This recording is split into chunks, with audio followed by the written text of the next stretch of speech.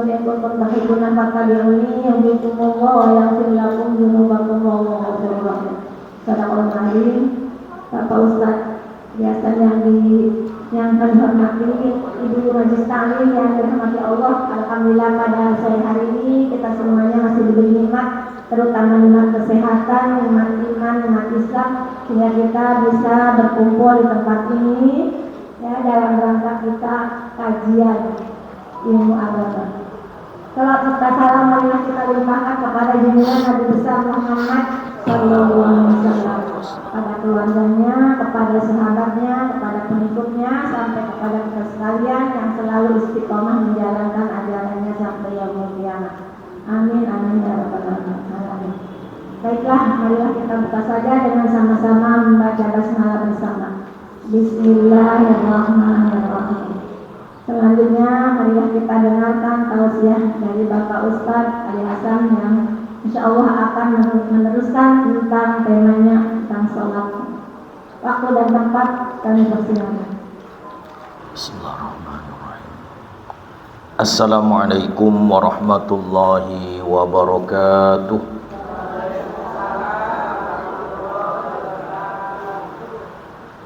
Innal hamdalillah nahmaduhu wa nasta'inuhu wa nastaghfiruh wa na'udzu billahi min shururi anfusina wa min sayyiati a'malina man yahdihillahu fala mudilla lahu wa man yudlilhu fala hadiya lahu.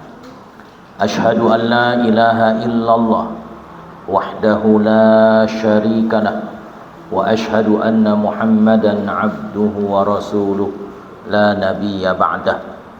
Allahumma salli ala sayyidina wa nabiyyina wa habibina wa maulana Muhammad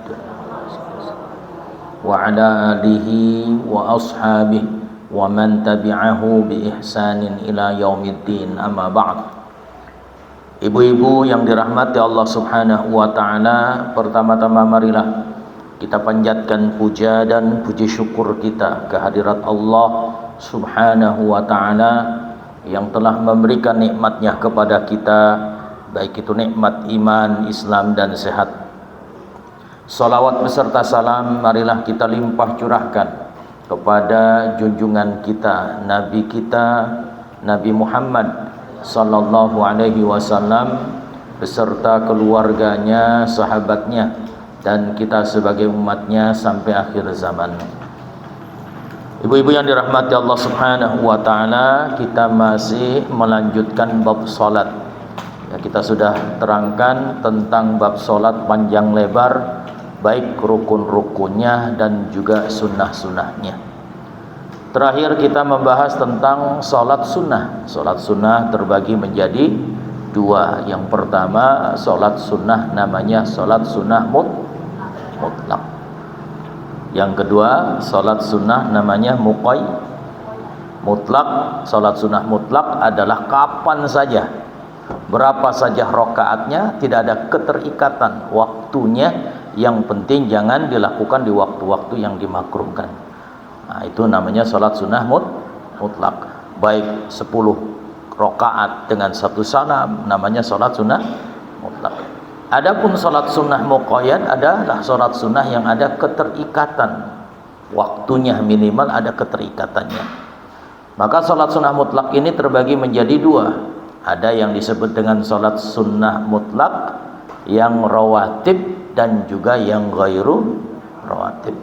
Yang rawatib adalah salat sunnah yang berkaitan dengan salat yang 5 waktu.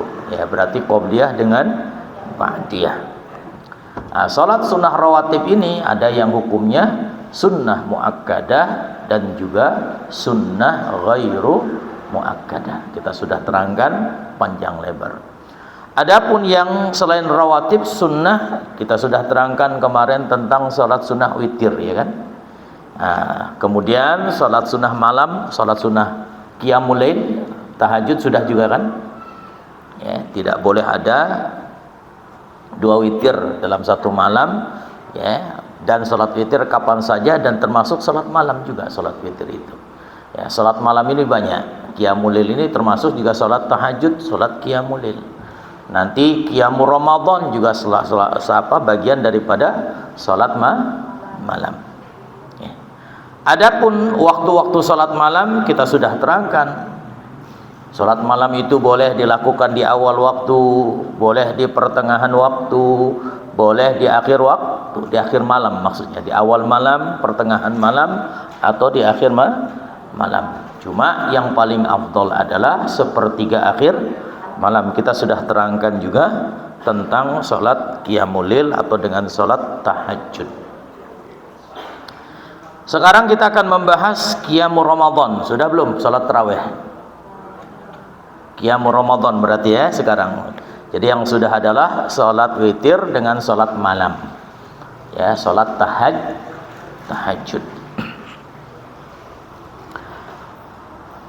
Bab yang kita akan bahas hari ini adalah Qiyamul Ramadan. Ya, salat malam pada bulan Ramadan atau yang disebut dengan salat tarawih. Masyru'iyatu qiyami Ramadan. Salat malam Ramadan atau salat tarawih itu adalah salat yang sangat disyariatkan. Qiyamul Ramadan au salatut tarawih. Qiyam Ramadan itu juga salat tarawih, disebutnya Qiyamul Ramadan atau salat tarawih. Sunnatun lirrijali wan nisa tuaddi ba'da salatil isya. Hukumnya adalah sunnah baik untuk laki-laki ataupun wanita atau perempuan, tuaddi ba'da salatil isya, dilaksanakan setelah salat isya. Ya, sebagaimana yang kita lakukan bahwa salat tarawih setelah salat isya. Wa qabla al-witr, dan sebelum salat witir, rakaataini, dua rakaat. Walaupun boleh juga 4 rakaat, kemudian 3 rakaat, boleh. Ya, karena memang Rasul pernah melakukan itu, tapi Rasulullah setelah itu mengatakan salat sunnah itu yang baik adalah 2 rakaat.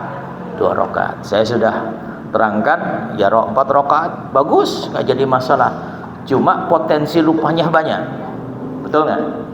Nah, lagi 4 rakaat bingung, tadi 2 apa 3 apa 4. Nah, ini potensi lupanya.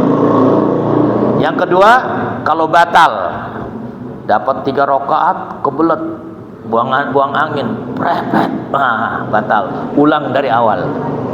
Nah, tapi kalau misalnya batal 2 rakaat itu lebih ringan, betul ya?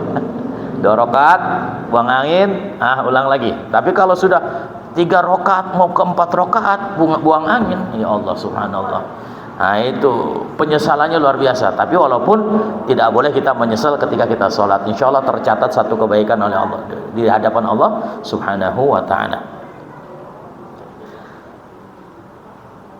Jadi sholat tarawih itu setelah sholat isya, sebelum sholat witir, yaitu 2 rakaat. Wa yajuzu an tuaddi ba'dahu, boleh juga dilakukan setelah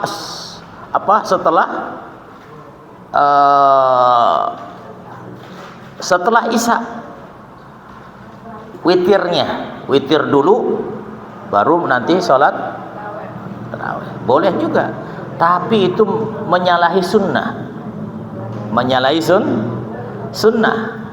ya, karena kita kan masih segar-segarnya, maka sebaiknya ya sholat tarawih dulu barulah sholat witir.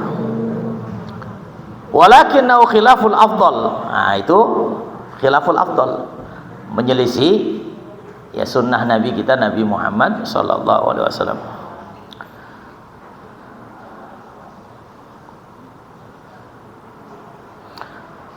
Wa yastamir waqtuha ila akhiril lail. Ya, batas waktunya sampai akhir malam. Jadi salat tarawih boleh setelah salat isya langsung, boleh di pertengahan, boleh di akhirnya.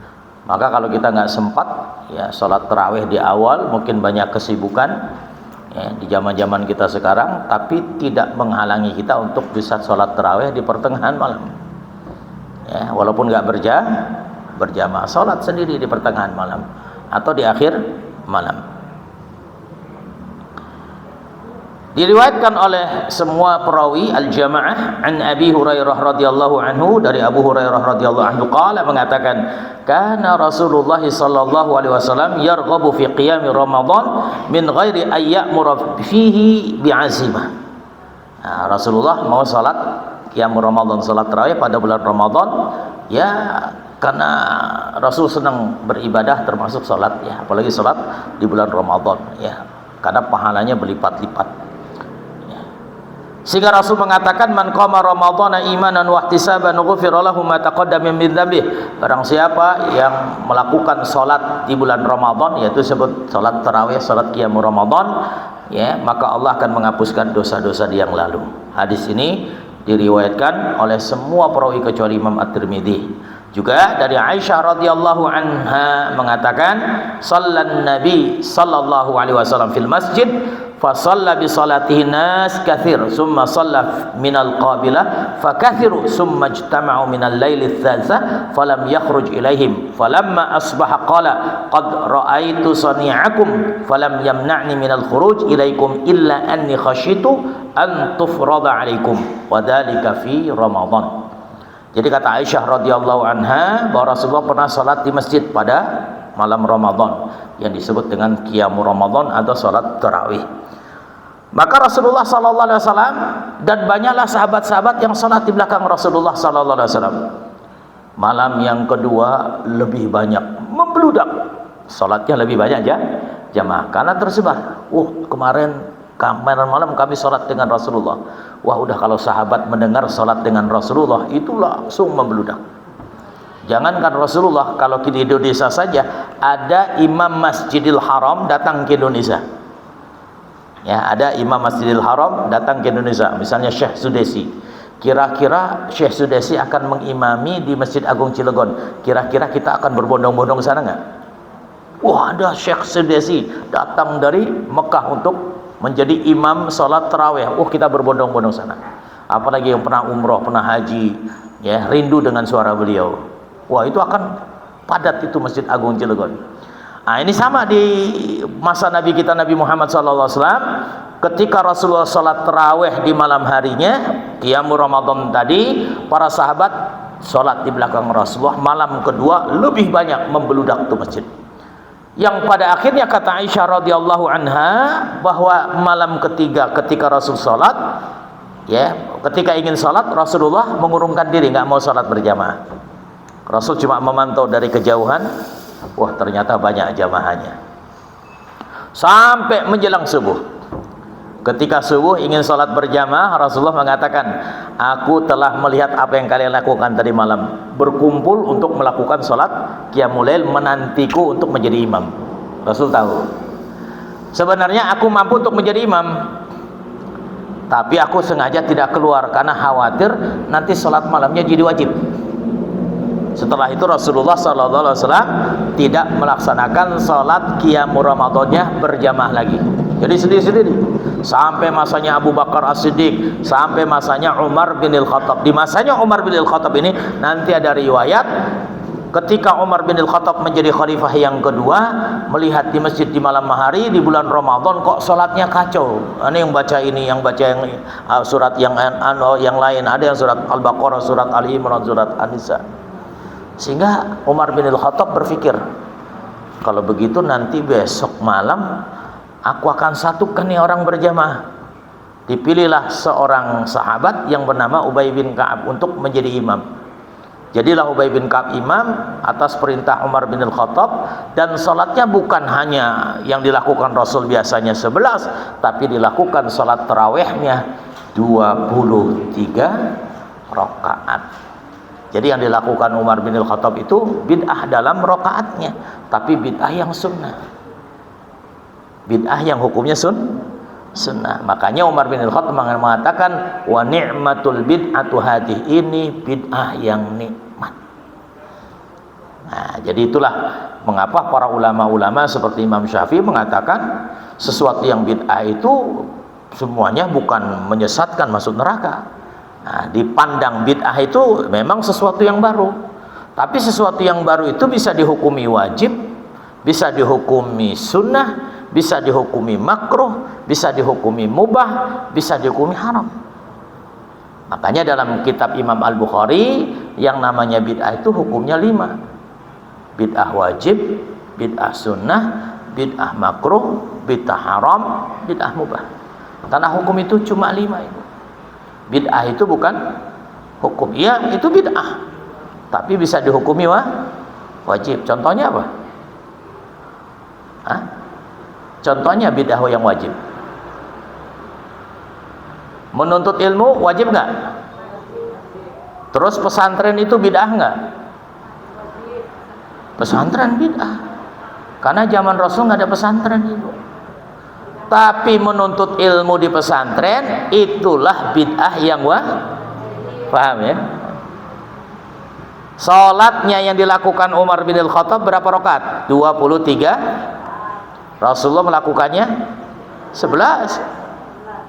Makanya Aisyah mengatakan Rasulullah tidak lebih salatnya di bulan Ramadan dan tidak lebih tidak berkurang baik di Ramadan atau selain Ramadan cuma 11 rakaat. Makanya Umar bin Al-Khattab salatnya 23. Pantas Umar bin Al-Khattab mengatakan ini bid'ah yang nikmat. Apa yang dimaksud bid'ah itu? Salatnya dari 11 menjadi 23. Jadi jangan ribut-ribut. Orang yang melakukan salat tarawih 11 rakaat itu sunnah Rasul. Yang melakukan salat tarawihnya 23 rakaat itu sunnahnya Umar bin Al-Khattab. Ya, yang nggak salat aja nggak dosa. Dosa nggak yang nggak salat? Nggak, cuma nggak dapat keutamaan Ramadannya.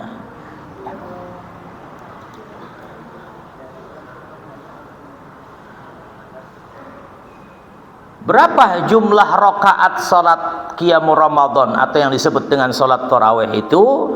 Ruwiyal jamaah, al-jamaah, semua perawi meriwayatkan anna Aisyah, dari Aisyah radhiyallahu anha, anna nabiyya sallallahu alaihi wasallam, bahwa Rasulullah sallallahu alaihi wasallam ma kana yazidu fi Ramadan wala fi ghairihi ala 11 rakaah.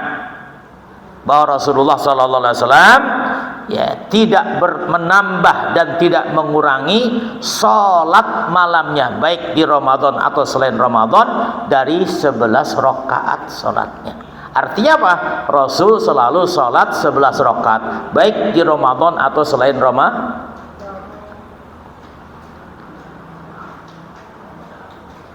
Dalam riwayat yang lain diriwayatkan oleh Ibnu Khuzaimah ya, wa ruya Ibnu Khuzaimah wa Ibnu Hibban, dan juga Ibnu Hibban meriwayatkan wa sahihaihuma, dan dalam kitab sahih pada keduanya tadi, an Jabir, dari Jabir radhiyallahu anhu, annahu sallallahu alaihi wasallam shalla bihim 8 rakaat wal witr, bahwa Rasulullah sallallahu alaihi wasallam salat 8 rakaat wal witr. Berarti 8 rakaatnya apa? Qiyamul Ramadannya, wal witr, witrnya berarti 3 karena Rasul salatnya 11 ya. Jadi nah ini dari riwayat-riwayat inilah bahwa jumlah salat qiyamul Ramadan di masa Rasulullah cuma berapa? 11 ya, 11 dengan witir lah ya. Ya, 8 salat qiyamul Ramadannya, 3 rakaatnya salat witir. Summan tadhiruhu fil qabilah falam yakhruj ilaihi. Kemudian Rasulullah dinanti oleh para sahabat ya di malam berikutnya, dan Rasulullah sallallahu alaihi wasallam tidak keluar untuk melaksanakan salat bersama para sahabat.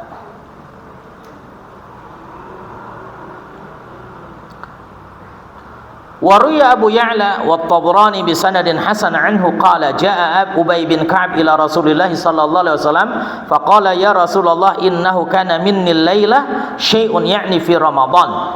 Qala wa ma dzaka ya Ubay?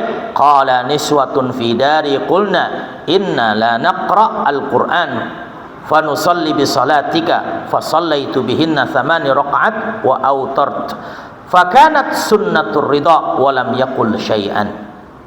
Ubay bin Ka'ab datang kepada Rasulullah sallallahu alaihi wasallam, ya Rasulullah, semalam ada emak-emak ibu-ibu datang kumpul ke rumahku. Nah, kumpul ibu-ibu nih ya dengan istrinya Ubay bin Ka'ab. Kemudian meminta aku menjadi imam. Wahai Ubay, kami nggak pandai baca Quran, pokoknya kami harus sholat di belakangmu.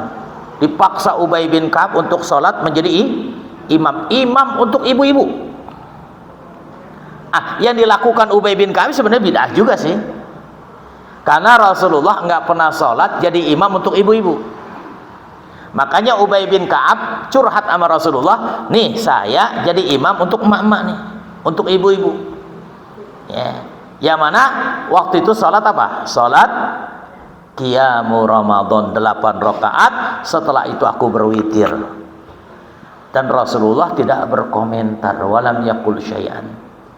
Tidak komentarnya Rasulullah sallallahu alaihi wasallam menunjukkan Rasulullah menyepakati, mengiyakan, nggak apa-apa.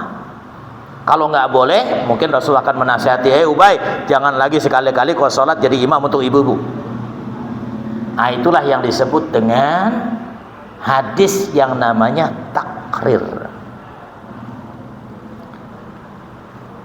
Hadis itu ada 3, Ibu.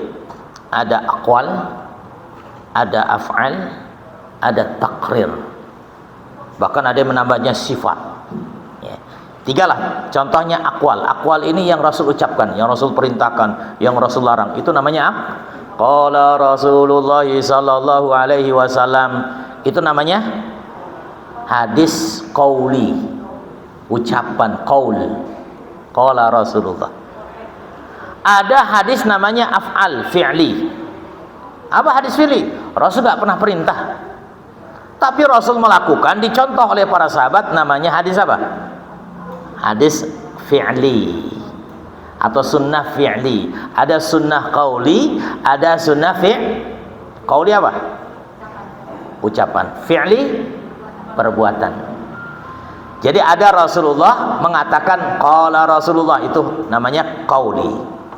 Ada sunnahnya, sunnah fi'li. Rasul nggak pernah mengucapkan, Rasul nggak pernah memerintahkan, tapi Rasul mencontohkan, namanya apa? Fi'li. Yang memberitahu siapa? Sahabat. Kana Rasulullah sallallahu alaihi wasallam, bahwa Rasulullah salat bahwa salatnya Rasul seperti ini, wudunya Rasul seperti ini, namanya sunnah fi'li. Ada yang Rasul tidak ucapkan, ada juga yang tidak juga Rasulullah lakukan. Jadi tidak diucapkan Rasul dan Rasul tidak melakukan. Siapa yang melakukan? Sahabat. Namanya apa? Takrir. Namanya takrir atau takriri. Seperti Ubay bin Ka'ab, curhat sama Rasulullah, saya jadi imam untuk ibu-ibu sholat taraweh 8 rakaat ditutup dengan witir. Rasul tidak berkomentar. Tidak komentarnya Rasul itu namanya takrir, menetapkan, ya sudahlah, itu namanya hadis atau sunnah takriri. Yang dilakukan Rasul fi'li, yang diperintah Rasul qauli. Tidak diperintah dan tidak dilakukan namanya paham ya? Jadi jangan salah mengatakan Rasul tidak melakukan, tapi ada sahabat yang melakukan di masa Rasul dan Rasul mengiyakan, tidak berkomentar, tidak dilarang oleh Rasul. Rasul nggak komen. Itu namanya takrir. Ini dengan Rasul tidak berkomentar tadi, bahwa yang dilakukan Ubay bin Ka'ab, namanya sunnah takriri. Karena Rasul nggak pernah sholat yang di belakangnya ibu-ibu semua. Tapi Rasul sholat yang di belakangnya sahabat, di belakangnya lagi baru ibu. Makanya saya pernah diminta untuk jadi imam, waktu di majelis taklim Al-Muhsanat, Ibu Rina itu waktu dulu itu Al-Muhsanat itu dipaksa, Ustadz harus dipraktekkan sholat tasbih. Bingung juga ini, ya sudahlah, emak-emak yang jadi makmumnya. Sholat tasbih kita akhirnya 4 rakaat dengan 300 tasbih. Nanti kalau di sini sudah ada Ibu Rina yang mencontohkan. Kalau nggak lupa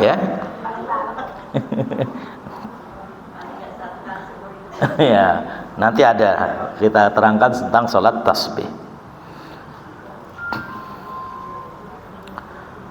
Hadza huwal masnun al-warid 'anil Nabi sallallahu alaihi wasallam. Inilah sunnah yang sumbernya dari Nabi tentang salat qiyam Ramadan, yaitu 11 rakaat. Walam yasih anhu syai'un ghairu dzalik, ya, tidak ada kesahihan selain daripada itu, ya. Wa sahha anna an-nas kanu yusalluna ala ahdi Umar wa Utsman wa Ali 20 rakaat, ya. Dan juga ada benar bahwa orang-orang setelahnya Rasul wafat, yaitu setelah ketika di masanya Umar, di masa Utsman, di masa Ali radhiyallahu anhum, salatnya 20 rakaat. Wa huwa ra'yu jumhurul fuqaha, inilah menurut mayoritas para fuqaha minal Hanafiyah wal Hanabilah wa Daud, ya, baik dari pendapat Imam Abu Hanifah, Ahmad bin Hanbal dan Imam Daud. Qala at-Tirmidzi wa aktsaru ahli al-ilmi ala ma ruwiya an Umar wa Ali wa ghairuhuma min ashabi Nabi sallallahu alaihi wasallam 20 rakaat.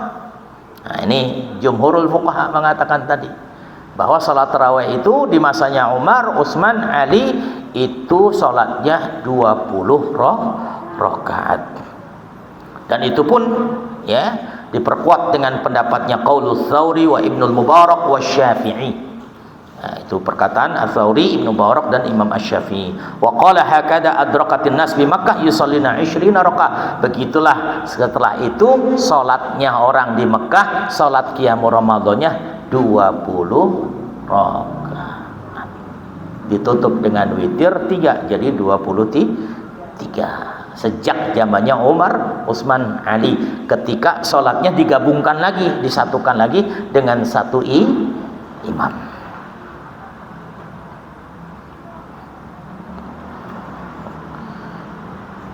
Wa yara ba'dul ulama, ada sebagian ulama yang sunnahnya 11 rakaat, yaitu 11 rakaat sunnahnya, ya.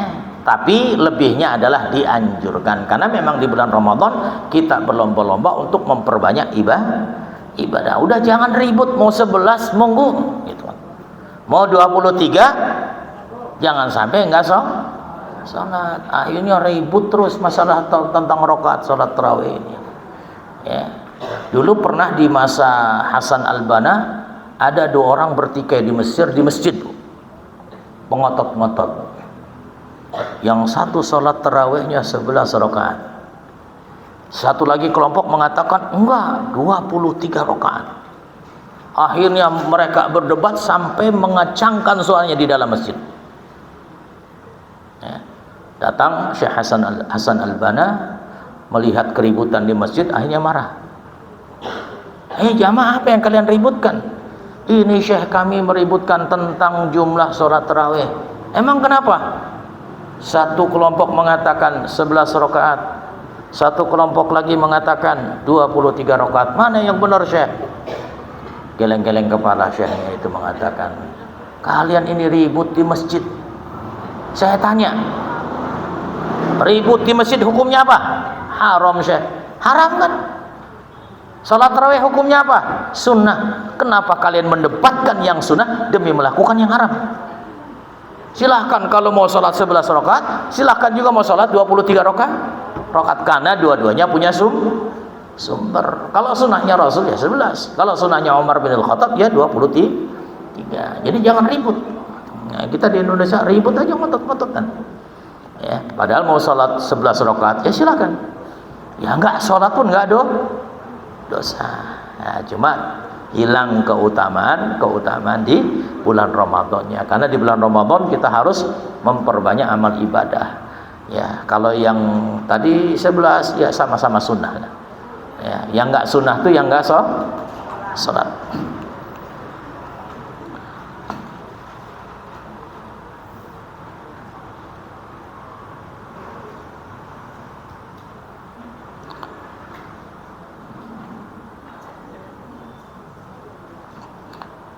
Kemudian bagaimana hukum jamaah atau salat berjamaah pada salat qiyamul Ramadan?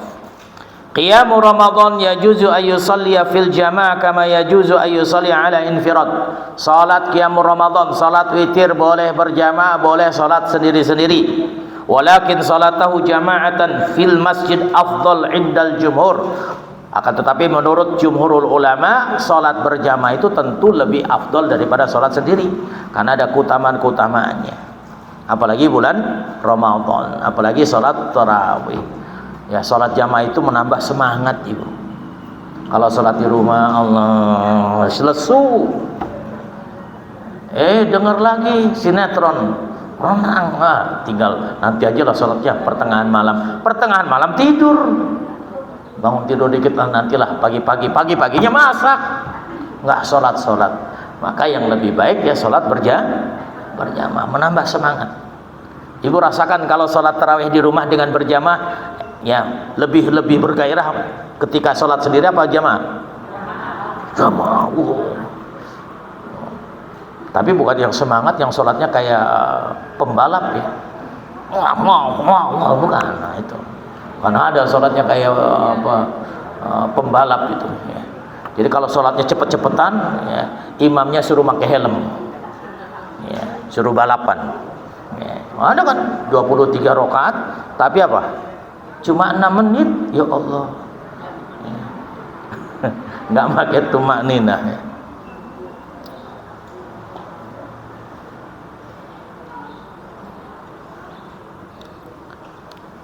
Apa yang harus dibaca? Apakah harus kita mengkhatamkan Al-Quran? Tidak syarat sebenarnya. Tidak syarat. Memang ada yang memang ingin mengkhatamkan barang-barang dan di dalam sholatnya ada. Ya. Tidak harus mengkhatamkan. Ya, faqra'u ma tayassara min. Baca sesuai dengan yang kita mampu. Dan kebiasaan setiap negara itu beda-beda. Kalau di Indonesia kebiasaannya kalau 23 qul huwallahu ahad, Allahu akbar, dari alhaqumut takasur itu. Kan ya ya pokoknya rakaat keduanya pasti qul huwallahu ahadun allahu samad lam yalid wa lam yulad wa lam yakul lahu kufuwan ahad, Allahu akbar. Nah, kenapa? Enggak jadi masalah. Tidak, artinya mungkin kita menghitung-hitung gitu. Nah, nanti di sini dikatakan laisa fil qiraah fi qiyami Ramadan syai'un masnun. Tidak ada bacaan khusus yang disunahkan ketika kita salat qiyamul Ramadan atau salat tarawih. Wa wurida 'anis salaf annahum kanu yaqra'una al-mi'atain wa ya'tamiduna 'ala al-'asha. Ada yang ulama-ulama salaf, para sahabat-sahabat terdahulu itu salat tarawihnya kalau baca surat ya minimal 200 ayat. Ya. Sampai 200 ayat ya. Kalau kita mah apa? Sampai apa? Salatnya megang tongkat. 200 ayat kan lumayan itu.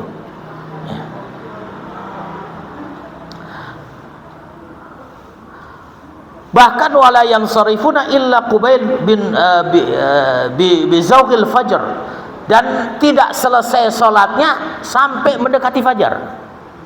Bayangkan itu. Salatnya gimana? Sampai menjelang Nah, kalau kita standarnya 1 jam. SNI-nya kita 1 jam. Ya. Walau mau 11 rakaat, 23 rakaat itu SNI di kita itu apa? 1 jam. Saya kalau disuruh imam ya di masjid yang 11 rakaat, biasanya saya nggak lebih daripada 1/4 juz. Ya, 1/4 juz. Karena 1/4 juz itu ya tadi dari sholat isya sampai sholat selesai itu ya 1 jam.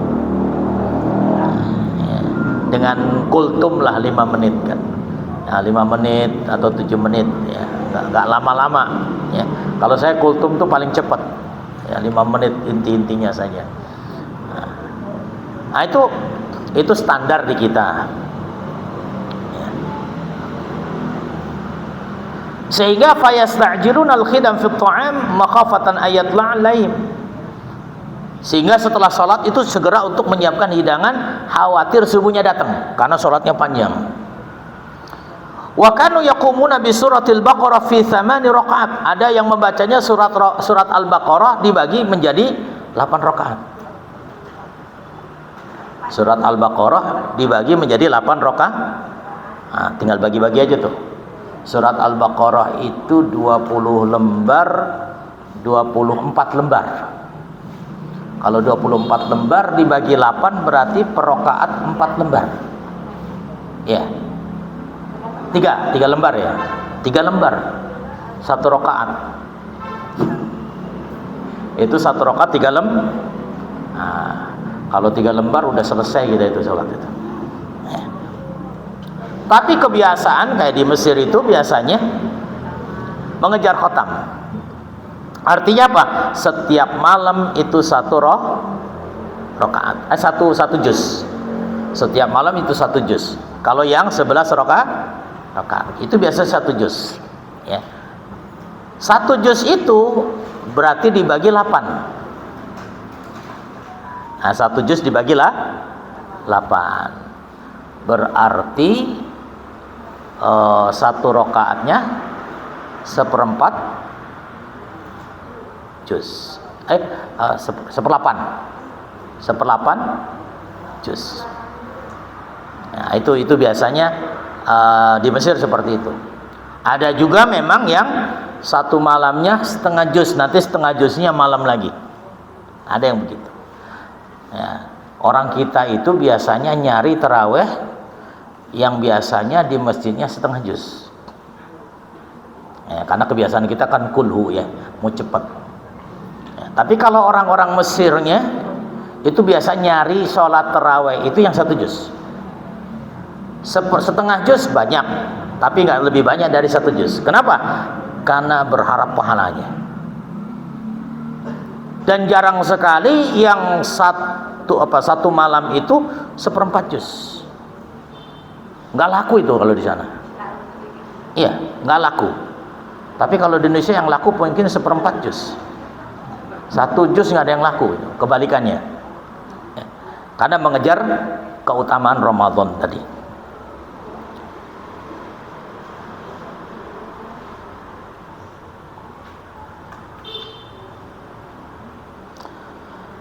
Tapi Ibnu Qudamah mengatakan, qala Ahmad juga Imam Ahmad mengatakan, yaqra'u bil qaum fi syahri Ramadan ma yakhuffu 'alan nas wa la yashqu 'alaihim.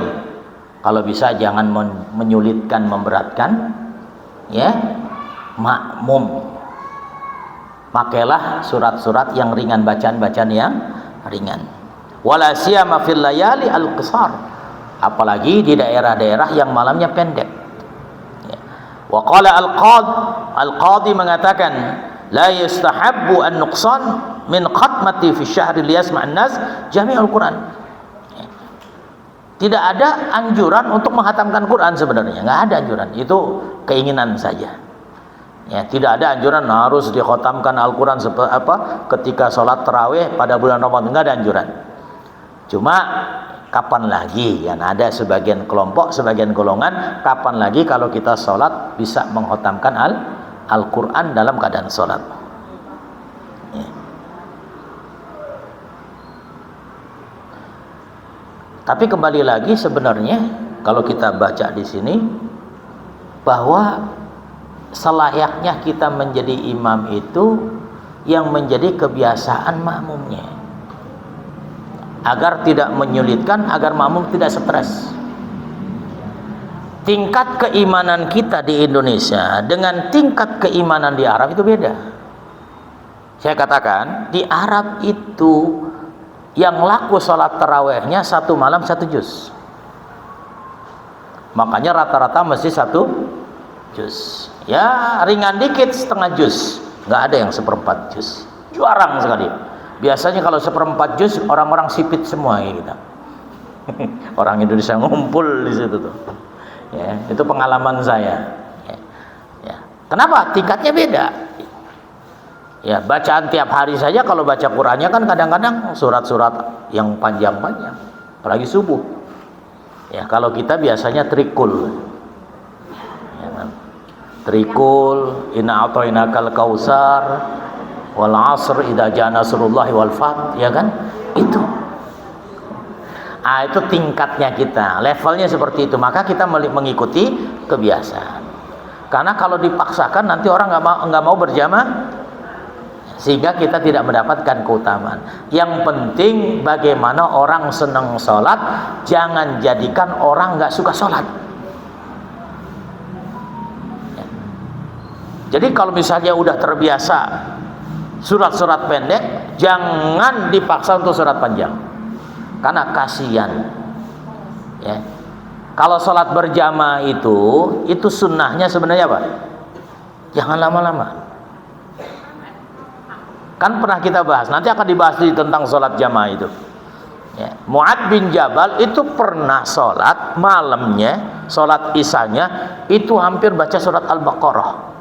Ada satu sahabat yang punya keperluan, punya hajat, sehingga apa? Mufarokoh, memisahkan diri. Setelah itu dia pergi. Setelah pergi diberitahukan oleh sahabat-sahabat, Mu'ad, tadi ada orang yang memisahkan diri, dia selesai pergi. Wah, itu orang munafik itu. Kata-kata kalimat munafik ini terdengar oleh orang tadi, sahabat tadi. Sahabat ini lapor kepada Nabi kita, Nabi Muhammad SAW. Ya Rasulullah, sakit hati saya ya Rasulullah. Emang kenapa? Masa saya dikatakan orang munafik? Emang kenapa kok dikatakan orang munafik?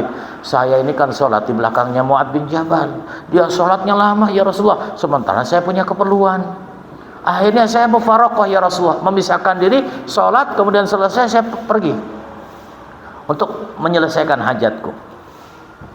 Besok jadi panggil Mu'ad bin Jabal, dinasihati oleh Rasulullah SAW. Apa kata Rasulullah? Afatanun anta ya Mu'ad, afatanun anta ya Mu'ad, afatanun anta ya Mu'ad. Sampai 3 kali Rasul mengatakan itu. Apakah kau ingin membuat fitnah wahai Mu'ad? Apakah kau ingin membuat fitnah wahai Mu'ad? Memang kenapa ya Rasulullah? Antum sholat kemarin lama, terus ada sahabatmu yang mufaroqah kau katakan munafik. Itu kan fitnah. Kalau kau sholat berjamaah, iqra surah kada, nih baca surat ini, baca surat ini, baca surat ini. Kenapa? Karena kalau sholat berjamaah jangan lama-lama. Di belakangmu ada orang yang tua, ada orang yang lemah, ada orang yang sudah sakit, ada orang yang sholatnya duduk, ada orang yang punya keperluan. Tapi kalau kau sholat sendiri, silahkan kau sholat lama-lama. Nah, jadi kalau sholat berjamaah itu sunnahnya apa? Nah, jangan lama-lama, standar aja. Tapi jangan terlalu cepat juga tadi, ngebut begitu, jangan. Ya, sehingga rukun-rukunnya tertinggal. Jadi kembali lagi, tidak ada bacaan khusus yang harus kita baca. Enggak mesti baca Al-Hakumut Takasur juga, enggak. Silakan. Itu mah ya karena kebiasaan di Indonesia, kalau 23 Al-Hakumut Takasur sampai Qul huwallahu ahad itu dihitung berapa kali. Oh, berarti kalau 10 kali 10 kali 2 berarti 20 rakaat pas. Nah, begitu.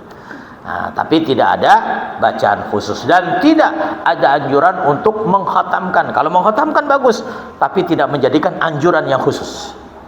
Nah, itu punya keinginan sendiri-sendiri.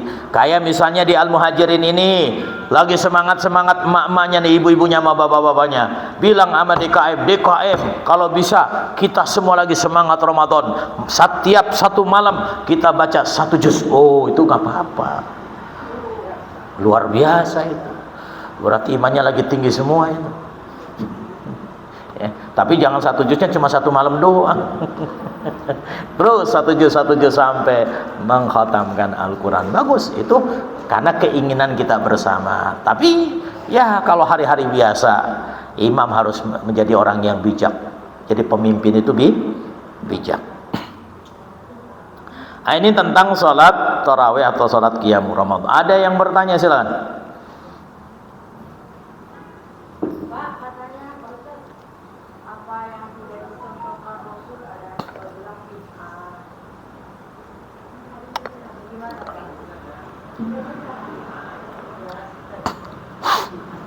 Ya, apa yang tidak dicontoh Rasul, ya, bukan berarti sesuatu yang haram. Ya. Bid'ah itu bukan standar hukum, Ibu. Jadi nggak ada yang namanya hukumnya nggak ada.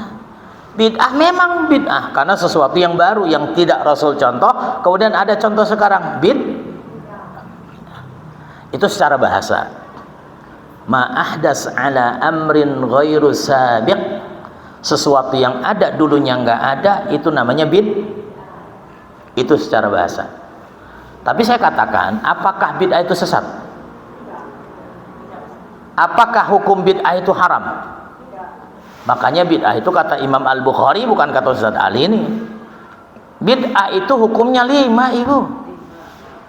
Bid'ah yang hukumnya wajib, bid'ah yang hukumnya sunnah, bid'ah yang hukumnya haram, bid'ah yang hukumnya makruh, bid'ah yang hukumnya mubah. Tapi kalau oleh sebab itu, kalau ada orang yang mengatakan itu bid'ah, jangan kepanasan kita, biasa aja bid'ah, ya bid'ah. Tapi hukumnya bisa wajib, bisa sunnah, bisa makruh, bisa haram, bisa tergantung. Nah itu, jadi loh, ada Rasul mengatakan kullu bid'atin dhalalah wa kullu dhalalatin finnar. Semua yang bid'ah itu sesat, semua yang sesat masuk neraka. Itu yang belum dikaji. Itu amun litakhsis, umum tapi ada kekhususan di dalamnya. Kalau semua yang bid'ah masuk neraka, ya kalau dia menghukumi semua bid'ah masuk neraka, berarti Umar bin Khattab juga masuk neraka, bid'ah. Benar kan? Nah, itu belum dikaji lagi. Itulah hebatnya bahasa Arab. Kenapa Rasul tidak mengatakan wa kullul bid'ah, tapi mengatakan wa kullu bid'ah. Nggak ada alif lam. Alif lam itu ta'arif, udah diketahui. Makanya di situ ada kullu bid'atin, tidak ada alif lam, namanya nakirah. Maknanya umum, semua yang baru. Tapi semua yang baru ada pengkhususan di dalamnya, kata Imam Syafi'i. Apa kekhususan yang disesatkan tadi? Hal yang baru yang bertentangan dengan syariat agama kita. 4 pilar pondasi kita itu 4: Quran, sunnah, asar sahabat, ijma para ulama. Ini 4 ya. Sesuatu yang baru tadi bertentangan dengan salah satu saja di antara 4 itu yang dikatakan kullu bid'atin dhalalah wa kullu dhalalatin. Itu maksudnya. Tapi kalau sesuatu yang baru tidak bertentangan dengan yang 4 ini, nggak ada pertentangan dengan Al-Quran, nggak ada pertentangan dengan sunnah, nggak ada pertentangan dengan asar para sahabat, nggak ada pertentangan dengan ijma ulama, boleh nggak? Ya boleh. Bagaimana menghukuminya? Apakah bertentangan apa tidak bertentangan? Nah, itu tentang bid'ah. Jadi kalau kita bahas bisa bid'ah itu panjang lebar. Ya, karena banyak orang yang mengatakan semua bid'ah itu sesat. Ya tadi cara cara memahaminya dengan cara yang berbeda. Kullu semuanya yang tidak dicontohkan Rasul bid'ah, sesat, masuk neraka. Kalau bid'ah iya secara bahasa, yang tidak dicontohkan Rasul terusnya ada contohnya sekarang, itu bid'ah secara bahasa, setuju saya. Cara bahasa. Karena banyak sahabat yang melakukan tidak dilakukan oleh Rasul. Ada sahabat melakukan yang tidak dilakukan oleh Rasul. Contoh misalnya, pernah saya kasih contohkan itu. Orang sholat, setiap sholat bacanya Qul huwallahu ahad, Allahu samad. Rakaat yang kedua Qul huwallahu ahad. Ulang-ulang terus kul gitu. Sahabat ada yang komplain, wah ente bid'ah ini begini nih. Ini tidak dilakukan oleh Rasulullah. Ini masa Rasul ada yang begitu. Sampai disampaikan kepada Rasulullah sallallahu alaihi wasallam, ya Rasulullah, ini ada orang yang sholat, kalau sholat bacanya kulhu terus. Apakah Rasul mengatakan wah itu sesat masuk neraka? Tidak.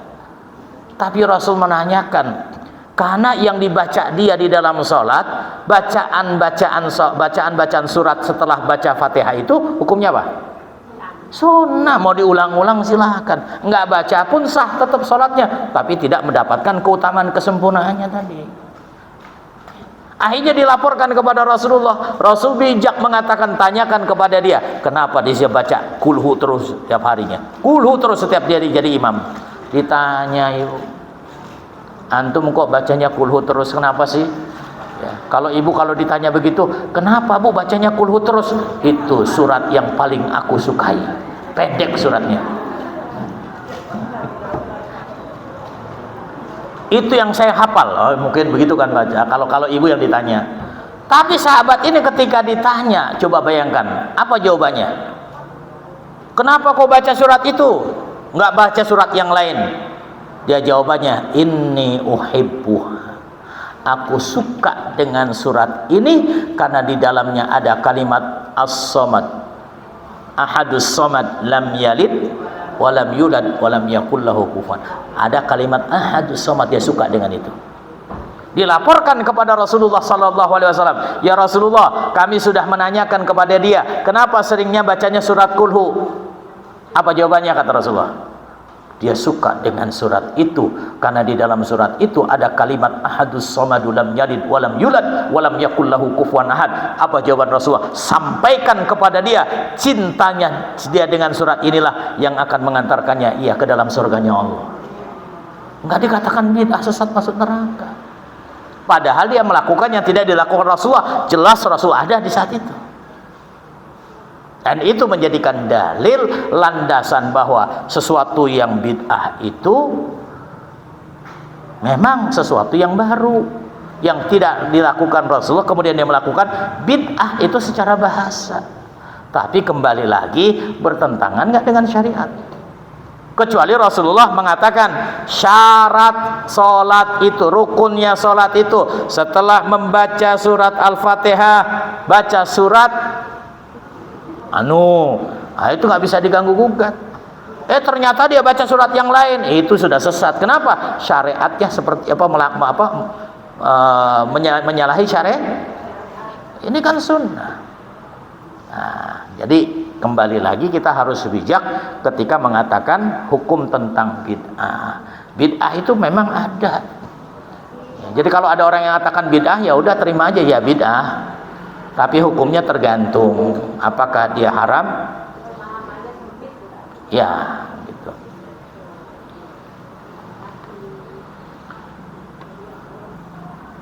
Sudah? Ada lagi yang bertanya? Tentang sholat tadi, qiyamul Ramadan.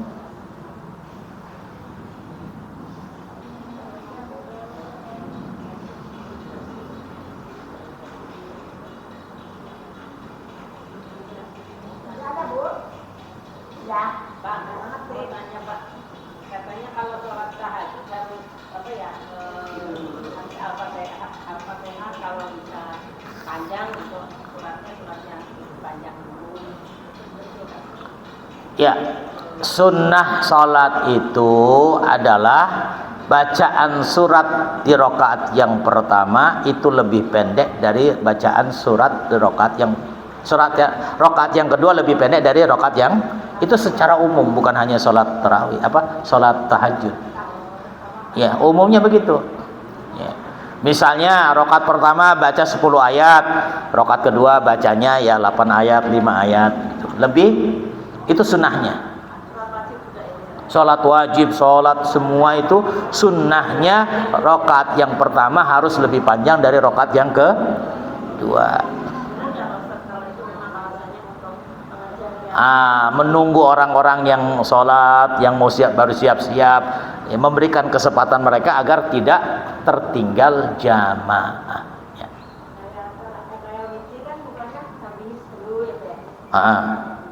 Sabihis, kemudian Al-Kafirun. Iya, rakaat ketiga trikul. Iya. Boleh juga, nggak ada ketetapannya.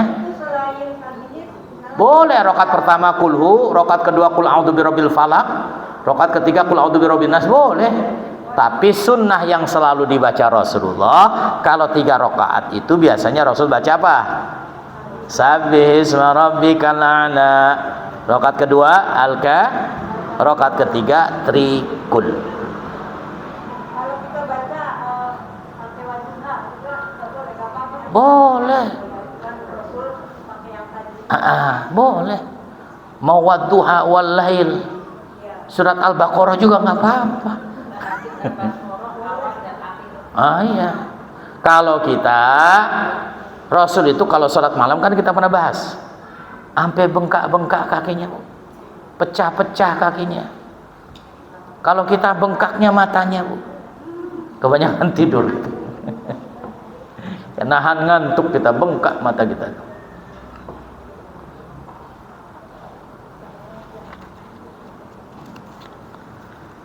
Taib. Kalau tidak ada, kita tutup dengan sama-sama berdoa, mudah-mudahan Allah memberikan rahmat keberkahan buat kita semua.